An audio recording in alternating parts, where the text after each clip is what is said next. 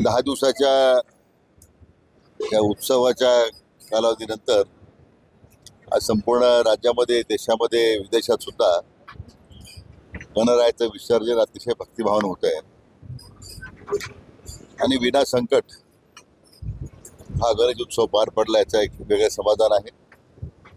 मी राज्याच्या जनतेला त्याबद्दल मनपूर्वक धन्यवाद देतो.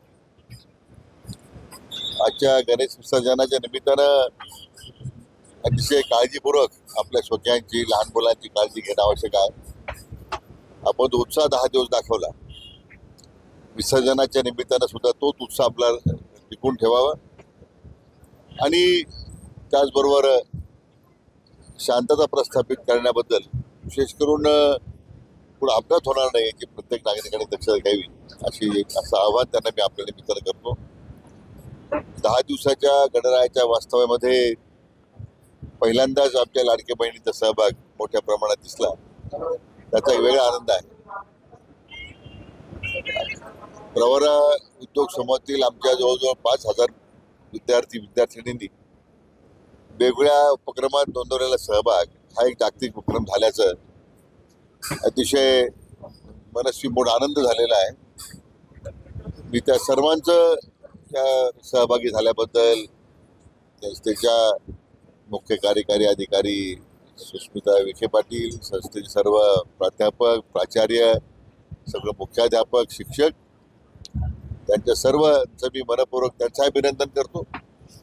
सहभागी झालेल्या विद्यार्थ्यांनी जो जोश शेवटपर्यंत त्यांनी दाखवला, आमच्या सगळ्या विद्यार्थ्यांचं सुद्धा, विद्यार्थिनींचं सुद्धा मनपूर्वक अभिनंदन करतो.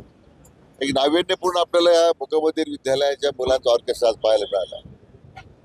मला वाटतं हे राज्याचं पहिलं उदाहरण असलं पाहिजे. काही अंध मुलं सुद्धा त्याच्यामध्ये सहभागी आहेत. एक समाजाप्रती असणारं आपलं जे दायित्व आहे हे आपण कसं आदरणीय खासदार साहेब बाळासाहेब विखे पाटलांच्यापासून, आदरणीय पद्मश्री विखे पाटलांपासून जे आम्ही दायित्व स्वीकारलंय ते अजूनही ते प्रतिबिंबित होत आहे. त्याचं वेगळं समाधान आम्हाला सगळ्यांना. महाविकास आघाडीचे सर्वच नेते म्हणतायत की 3 महिन्याचं हे फक्त सरकार राहिले, लोक यांना घरी बसवतील. त्यांच्या ज्या अपेक्षा आहे याचं विसर्जन राज्यातील जनता करेल. असं की 3 महिन्यासाठी फक्त आता महाविकास आघाडी शिल्लक राहणार आहे. कारण राज्यामध्ये पुन्हा एकदा महायुती सरकार आता सत्तेवर येणार हे आता निर्वाधित झालेलं आहे. म्हणून वैफल्यातून महाविकास आघाडीचे नेते अशी विधानं करतायत. विधानसभेच्या निवडणुकीनंतर आदरणीय प्रधानमंत्री नरेंद्र मोदी साहेबांच्या नेतृत्वाखाली होणाऱ्या निवडणुका याच्यामध्ये महायुतीचा विजय होईलच, पण महाविकास आघाडीचा त्या ठिकाणी पूर्णतः अस्त होईल, संपुष्टात येईल. याच्याबद्दल मला वाटतं ज्योतिषाची आवश्यकता नाही, जनतेने ठरवलेलं आहे.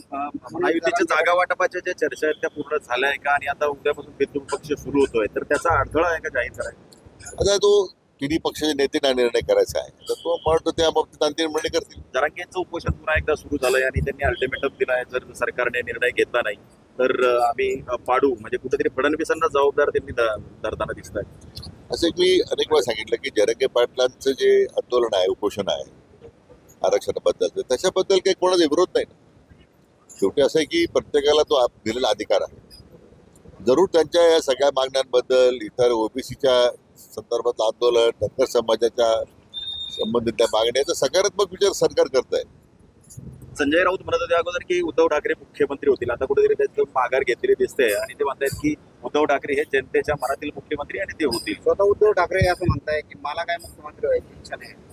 अरे उद्धवजींना काय वाटतं, महाराष्ट्राच्या जनतेने ठरवलेलं आहे की पुन्हा महायुतीला मुख्यमंत्री करण्याचं.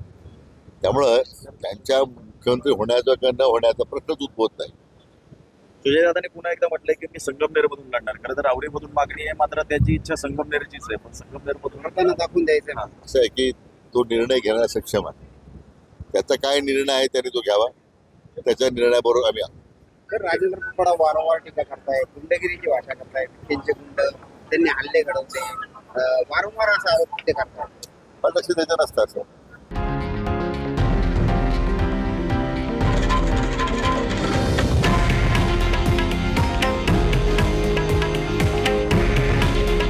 हे आहे देशातील नंबर 1 न्यूज नेटवर्क आणि आपण पाहत आहात TV9 मराठी. काळजी तुमची, हित महाराष्ट्राचं.